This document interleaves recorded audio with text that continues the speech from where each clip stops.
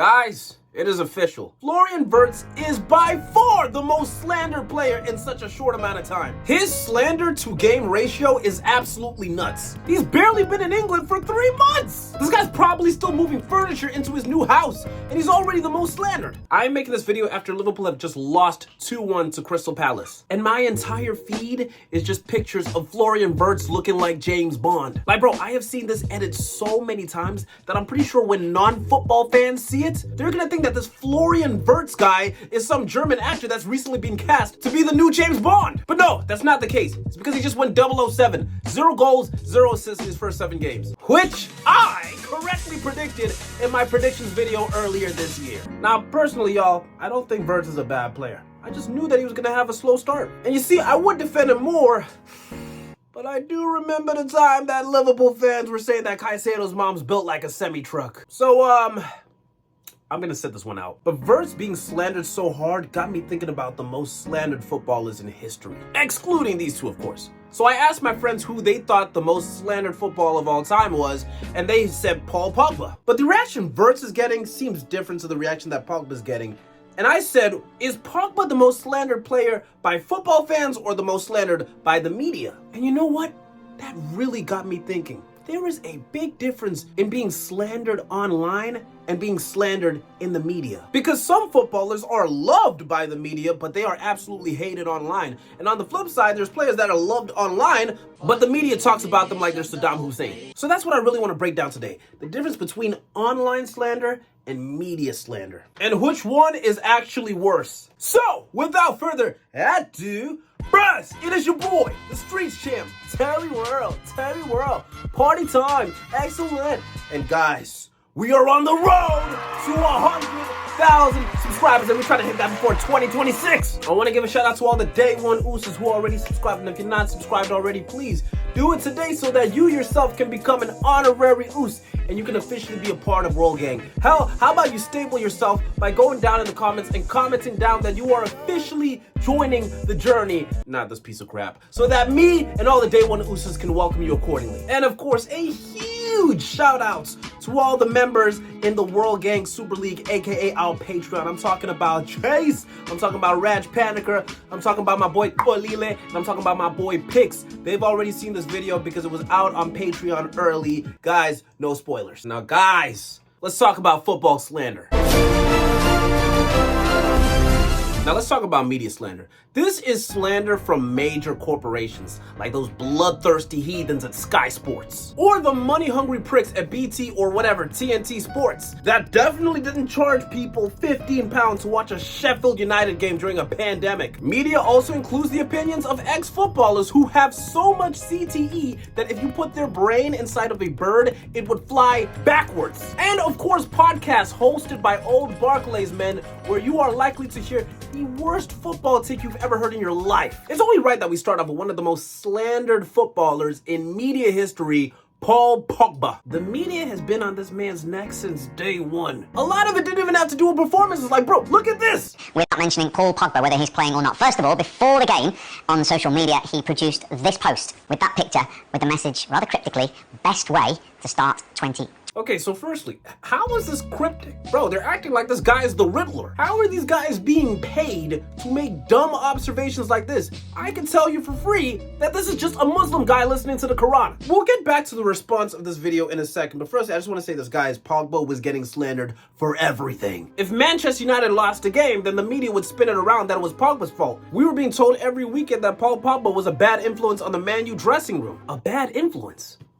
Was he bringing Don Julio and Hennessy during team talks? Did he have his own crew walking around Old Trafford like they're the Judgment Day? No, we were just told from these pundits that a reliable source says that Paul Pogba was a bad influence. Nah, you know what? Graham Souness and all those guys are right. Paul Pogba is bad news backstage. I just have one question though.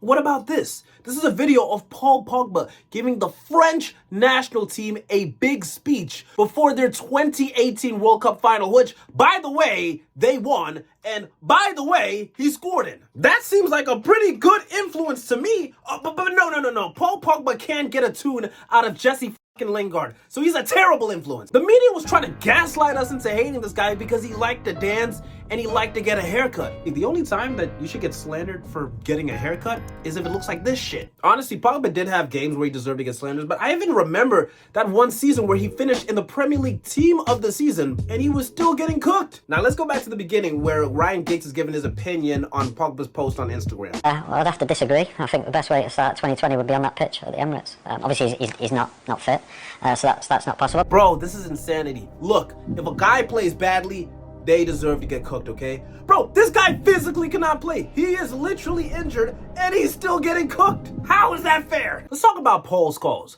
This is what Paul Scholes had to say about Marcus Rashford leaving Man U for Barcelona. I really struggle to feel happy for him, mainly because his attitude towards Man United I thought was disgraceful. The amount of times I saw him at Man United walking, like, because he wants to leave. Wow. You know what, Scholes? You're right. That is disrespectful to just walk out on your team like that. How dare you, Rashford? You should be following in the footsteps of somebody like Paul Scholes. He would never walk out on his team.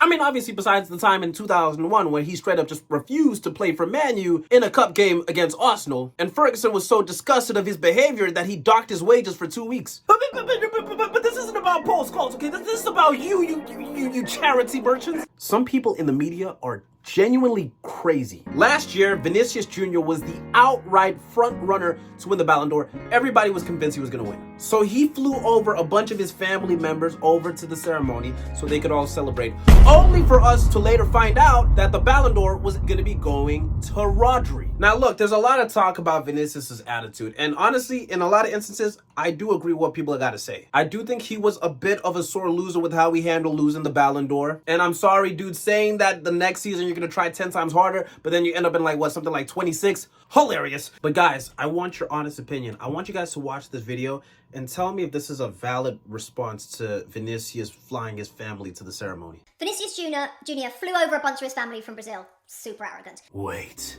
you flew your family over for the Ballon d'Or ceremony? You arrogant piece of Set up 2 parties. One in Paris after the event. I mean, the arrogance is off the scale. I actually think he should now be disqualified for... Really?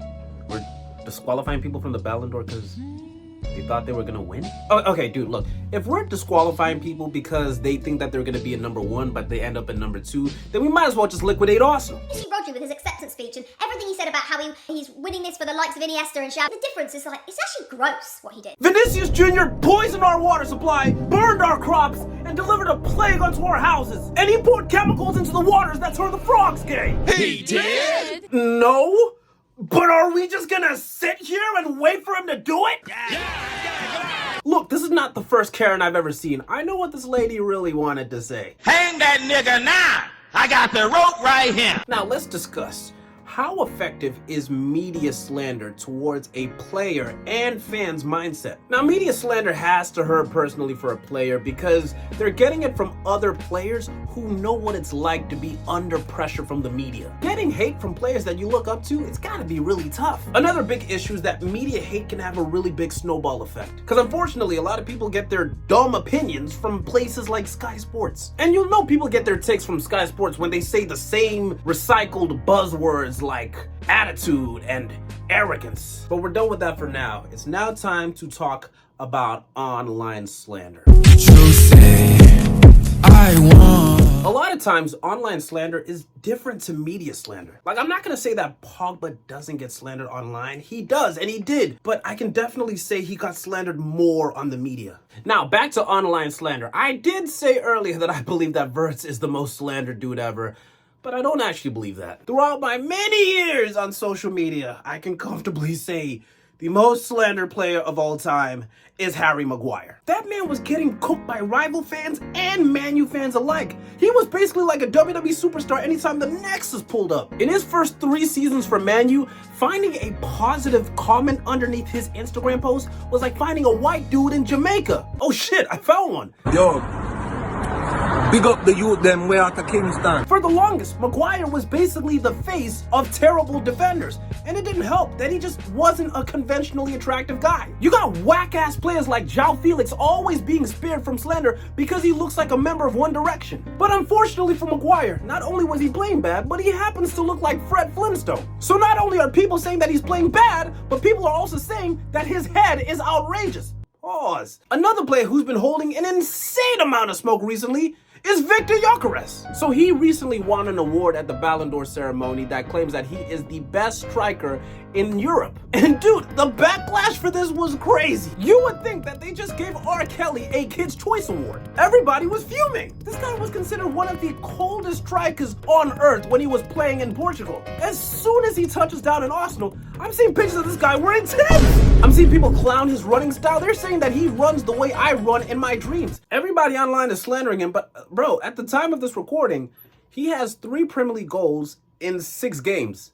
That's not bad. I mean, for context, Ekitike is one of the most loved strikers right now, and he has the same amount of goals, and he costs more. And while we're on the topic of strikers getting slandered online, it's time to talk about Lukaku. This guy has 300 career goals. You do not get 300 career goals playing at the top level of Europe as a scrub. This guy is an elite forward. And yet, I have still seen more pictures of this man wearing Timberlands than a nigga from New York. You got people saying that the only footballer with a more criminal first touch than him is Adam Johnson. Dude, people call him La Caca. Alexander Isak just had a stinker. You wanna know what people are calling him online?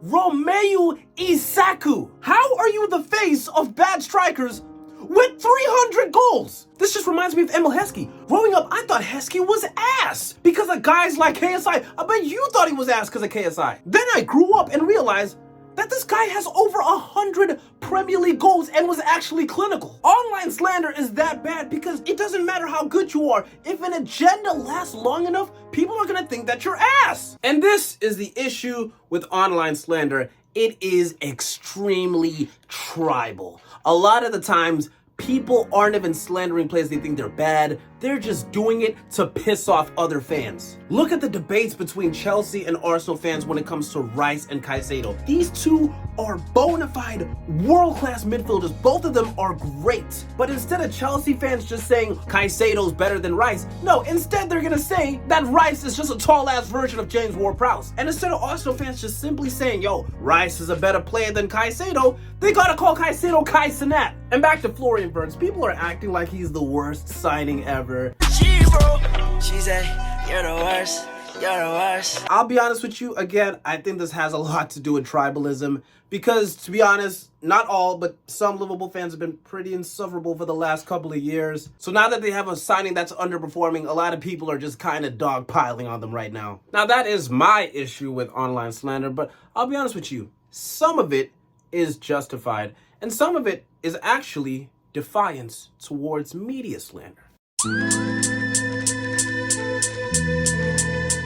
Now guys, before we carry on this video, I want to take 5 and encourage you guys, please like this video and go ahead in the comments. Comment down below which rogue footballer you're honoring your like to today. I'm going to be honoring my like to Mohamed Salah's daddy, Vincent Aboubakar. Now guys, this is my opinion, but I believe that online criticism, despite how stupid it can be sometimes, is a lot more justified than media criticism. Why? Well, because I believe in something called wisdom of the crowd. And that basically means that I believe that the opinion of 1,000 is much more important than the opinion of 6. And also because the media is very selective. They have their favorites. For example, Jack Grealish. Now, Jack Grealish, that's my fellow Brummie. I love that guy right there.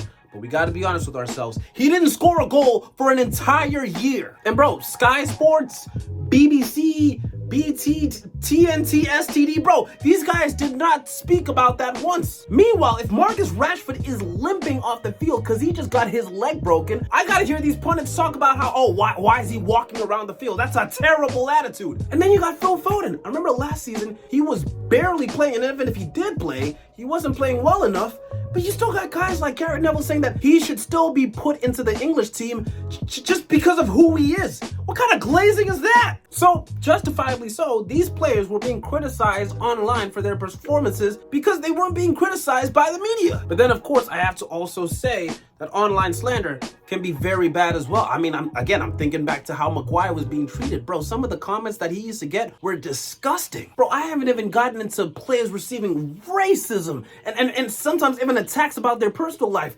Stuff that has nothing to do with football. Look, man, I don't believe that all footballers should be like protected because at the end of the day, these guys are millionaires and they are public figures. It's gonna happen, but it can definitely go too far in the same way that media slander can go too far as well. So now we have to ask the question, which one's worse? Online slander or media slander? Well, I presented everything. I'll leave the answer up to you guys. Guys, what are you guys thinking? Guys, thank you so much for watching this video. I appreciate you guys so much. This is a very important topic, so go ahead in the comments and let me know what you guys think. Do you guys think I was spot on with some of these? What do you guys disagree with? And also, which players do you think are really the most slandered? But thank you guys so much for watching this video. I really do appreciate that. If you did enjoy it, please like and subscribe. And of course, check out the links in my description. That's the most important thing. If you really want to be part of World Gang, trust me, those links down there are the most important thing. Shout out to all the Patreons out there. And guys, it's been your boy, the Street Champ. Thank you guys so much. And I'm glad to say that I have given you the gift of Tilted World. Drink it in, man.